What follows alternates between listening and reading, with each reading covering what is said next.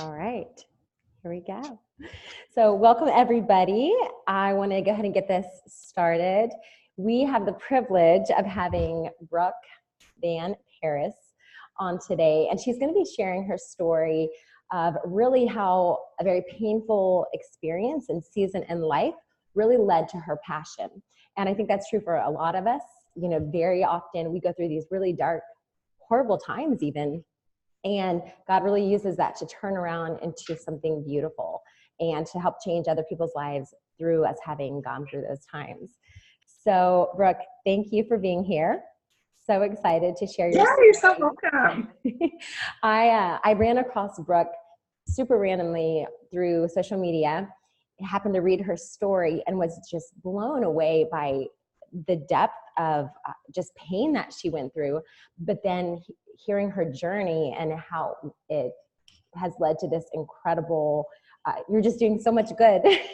You're bringing so much joy and love and life to people, which is what it's all about. And so just let's go ahead and start at the beginning. Tell us a little bit about, you know, where your background growing up and what happened that one day with the accident. So let's go and start, you know, what was your childhood, a little bit about your childhood?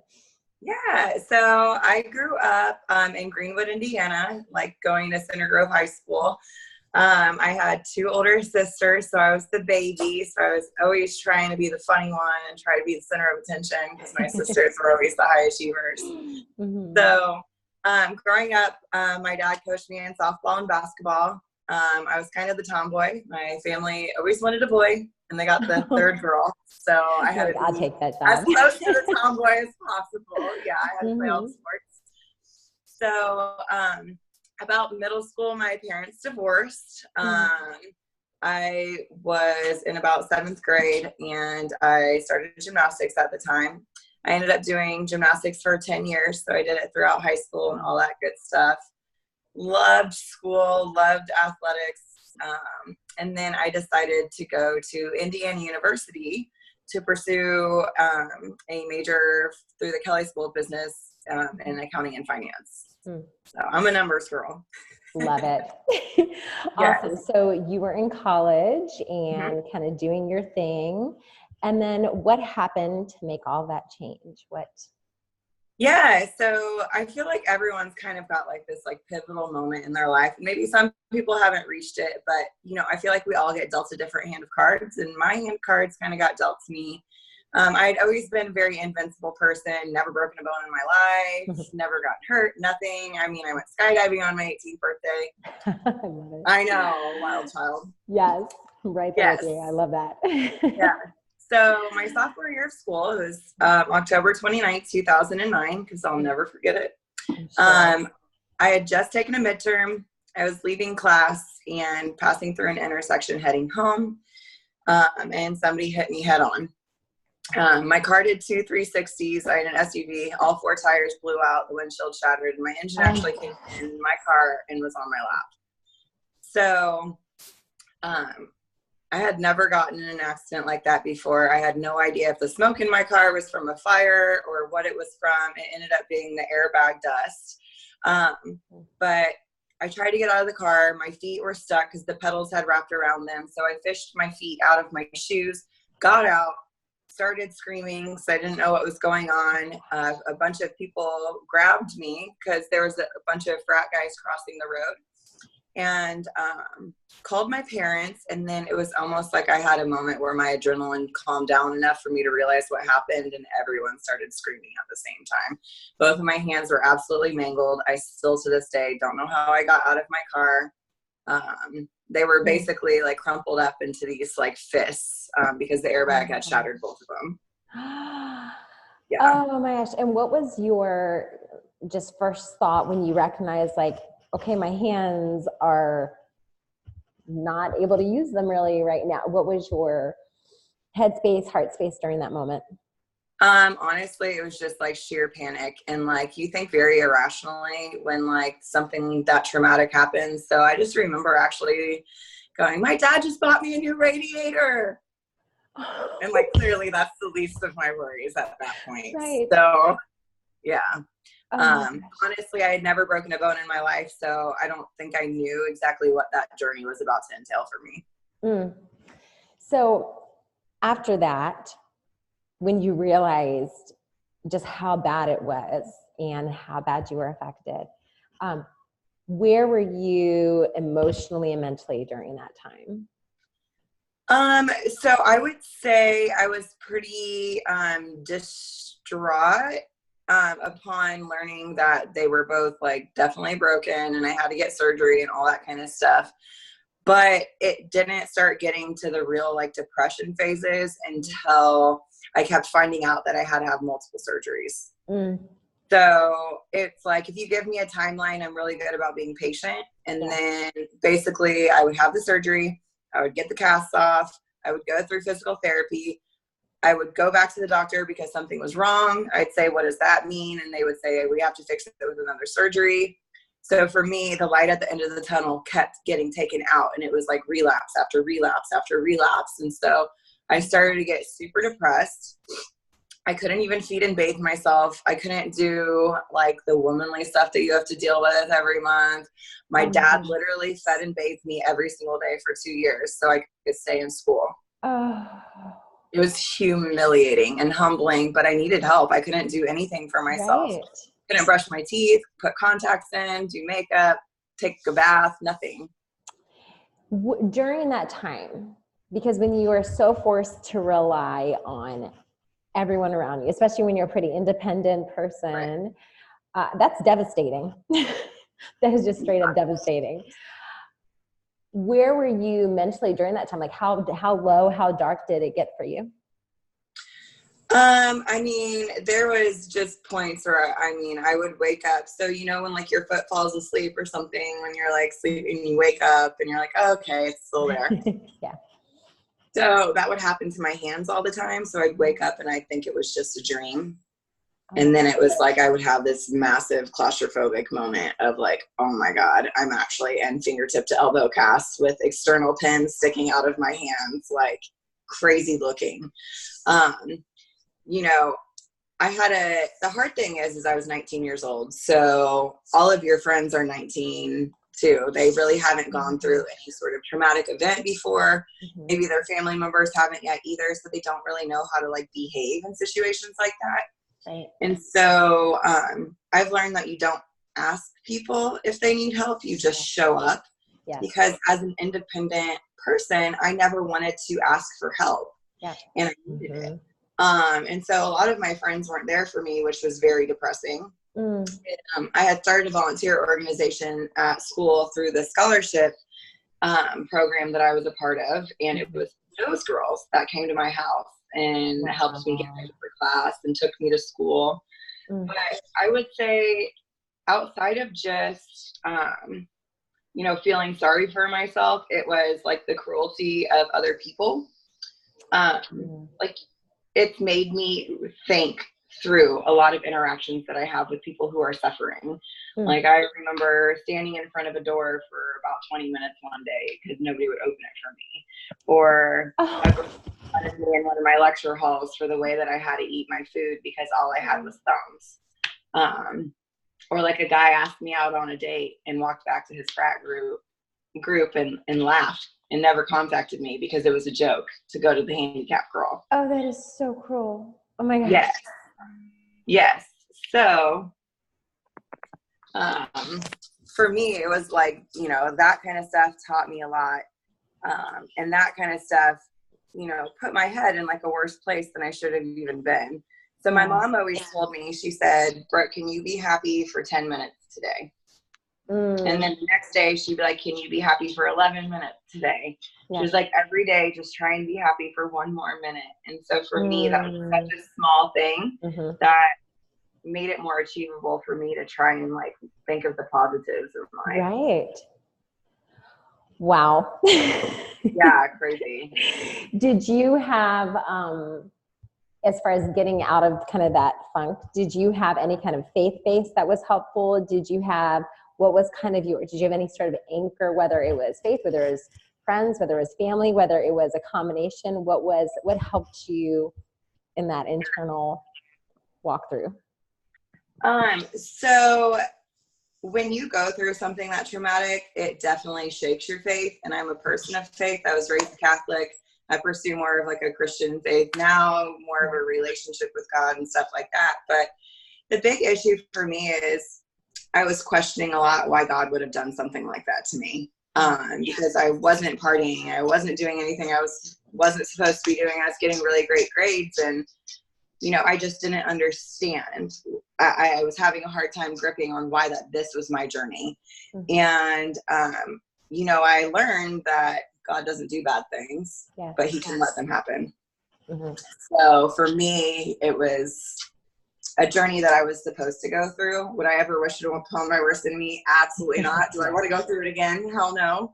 But for me, like, that kept me really strong. And then my dad was huge in my recovery because he was there every single day. He so when I went back to school after my first surgery, I was actually asked by one of the schools to drop out of all of my classes. Oh my goodness. No. Yeah. And I didn't want to do that. I didn't want to sit at home and feel sorry for myself. I literally lost everything that I had in life, my athletic career, all that kind of stuff. And so school was the only constant that I had. And my dad said, if you want to go to school full time, I will do everything in my power to help you, get through that. Right. And so I did. I committed to going to school full time. My dad always said, if you want anything in your life that you can have it, he said, education is one thing that nobody can ever take away from you. Yeah. So for me, having that constant of school and like a routine and something that hadn't changed was really pivotal for me to just like focus on and get through it instead of thinking about like my recovery in my hands all the time. Right. Yeah. Wow. So as you are coming out of this, what would you say was kind of like your breaking point of almost like, okay, I'm seeing a little bit of dawn, seeing a little bit of light. What propelled you from that dark space into really what's become your passion now? What was that moment? So it definitely took me getting my cast off. So I was in fingertip to elbow cast for 2 full years. And then honestly, it's like you're running a race and like the finish line just keeps getting further and further. It's like I had finished my goal of finishing school. And then it's like, oh my gosh, like, okay. Then I looked one day in the mirror and I'm like, I don't even recognize myself. My muscles had atrophied completely away. Everything I had worked for my whole life athletically was completely gone.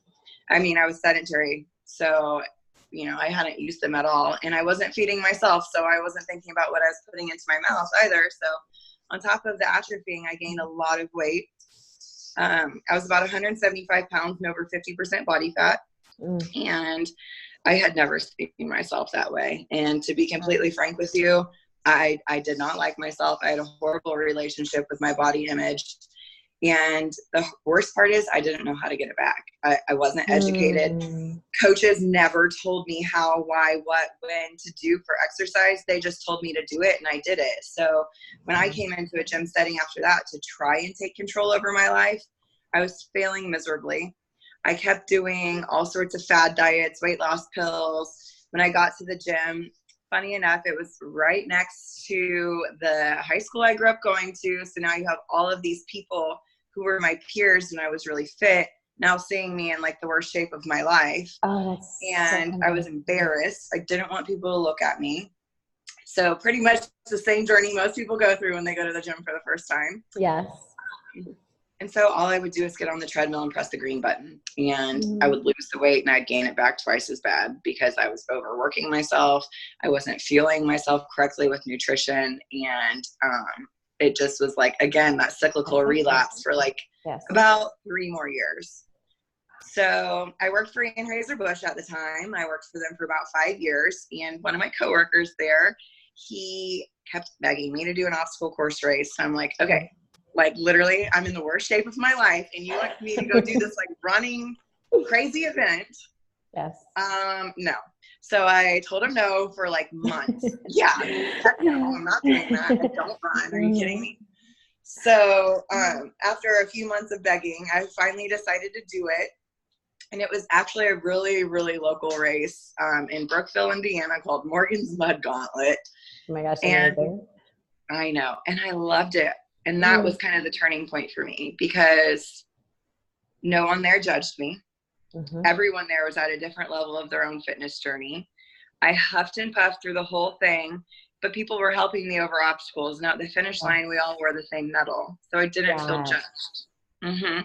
So it was that community that I was like really craving, and like something that I like found to be really enjoyable and fun. So in that first 9 months, I did 48 obstacle course races. And 48. Oh 48. My goodness. Yes. I love everything about that. It was just like I was addicted. I was searching so long to not only find something to help me with my weight loss, but to help me find myself again. Because I lost myself in the process of the whole accident. So it helped me find friends, helped me find really supportive community, helped me get in touch with people that knew how to exercise, and helped me get better at these races. And at the end of the year, I represented the United States in the sport. Oh my gosh, that is amazing. Yeah. So you really, I mean, went from complete, in a sense, invalid, in a sense, with, you know, just without the use of your hands and just that lifestyle of just being super sedentary, to suddenly you are Miss USA of the obstacle courses. And how did that fuel you going out there? Because obviously you went through this really rough space, and which gave you such a different perspective, you know, for people, because sometimes I think until we've been through a rough time, it's hard for us to really be compassionate or understanding of others, and even know how to approach people who are who've gone through a rough time. And so what ultimately then took you to now, because you were helping so many people, you were on a reality television show, like you've done some amazing things. So how did the rest of that come into share a little bit about that, please? So I kind of said at the beginning, like I always felt like, you know, we each get dealt a different hand of cards. So for the longest time, I didn't really feel like my journey was anything special. I didn't think that people wanted to hear some sort of sob story, and I didn't want people to feel bad for me or anything like that, because I was already doing a lot of that myself. So I don't need no help. No. So, what kind of shook things up and changed things for me is, as silly as it sounds, there was a quote on Facebook, and it said, "Your testimony could be the key that unlocks someone else's prison." Oh, and say that again. Say that again. Your testimony could be the key that unlocks someone else's prison. That's beautiful. And it was the first time it actually clicked why that happened to me. That was the first reason, or the first time that I actually had a why, because I was strong enough to get through that, and I was supposed to share my story to help other people in the similar situation, whether it's a weight loss journey or injury rehab or anything like that. A woman in fitness for the first time. I knew that there was people out there that were still in the deep dark hole that I was in, and they could not get out. Yes. And so I finally shared my story for the first time on Facebook, and it was pretty overwhelming, the amount of responses that I was getting of people who had no idea that that had happened to me. People whose friends and family, they thought that I was helping with the story because they were going through something similar, and that kind of stuff. And so about a week later, they don't tell you who it is at the time, but it was like a casting company, but I was approached by Fox, and what's really funny is they hit me up in the DMs, and they said, "We're looking for America's fittest men and fittest women." And I was like, "Yeah, right. I was handicapped a couple years ago. There's no way. Like, you got the wrong person." Right. Wrong girl. Yeah. So I deleted it, and they kept contacting me, and I ended up on season 1 of American Grit on Fox with John Cena. So cool. It was a competition reality show, 16 pro athletes. So it was very, very cool opportunity. Really amazing and inspiring people. I was the second youngest on the show, so just being able to be around people of that caliber and hear their stories and stuff like that was super neat. Yeah. Oh my gosh, that is so cool. And so post that, tell us where you are now, or like over the last several years then, what you've been doing and how you have really, in such a big, amazing, beautiful way, turned that pain into your passion. Yeah. So through the last few years, I continued to race. I qualified and represented the U.S. in the sport for about 5 years. And then I decided that I needed to sort of get out of it because good things for me come in twos. I have super terrible arthritis now in my feet, and it's apparently genetic for it to be this bad at this age. So that's kind of taken me away from the ability to run. So I've kind of pulled myself out of that sport. But throughout the last couple of years, I did a bodybuilding show, which was crazy, and I'll never do it again, but it was a great opportunity. I learned a lot about myself, I'll tell you that. And then I did another reality show called Broken Skull Challenge. It was on CMT with Steve Austin, which is another competition one. Yes. And then I decided to quit my professional business career of 10 years because I wasn't finding my passion in that anymore.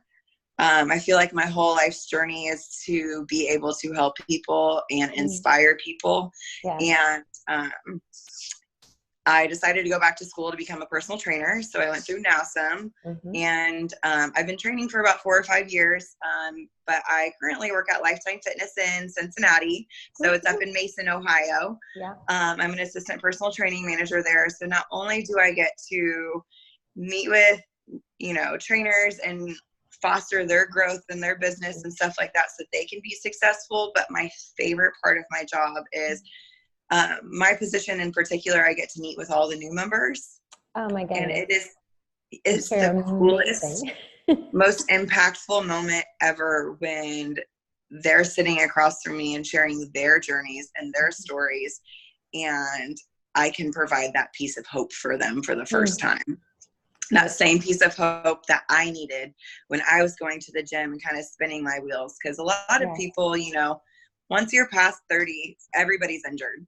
Has faced some sort of ailment or has some sort of nagging something. And what's cool is, the education of the team that I have surrounding me, of everybody certified in correctives, people with knee issues and shoulder issues and all this kind of stuff is like no big deal. And so I get re-inspired every single day because of the people who sit across from me and share their stories with me. It just reminds me every single day why I'm in this career and why I put in the long hours, and I am texting people all the time, those words of encouragement, because it's so cool to watch their transformations. Oh my gosh, you're just such a beautiful inspiration. I love that. You can tell just how much your heart is in it. And it's always such an inspiration to me when I see people go through really rough, hard, dark spaces, and then they go through this journey and suddenly they're pouring into others around them. And it's obvious you're doing just a beautiful, amazing job with that. So thank you. Thanks. So kind of close out, I want to ask, what would you say, a couple things. One is, what would you say were the top 2 lessons that you learned through that you would love for other people to know? I would say that the beauty of the pain is through the struggle.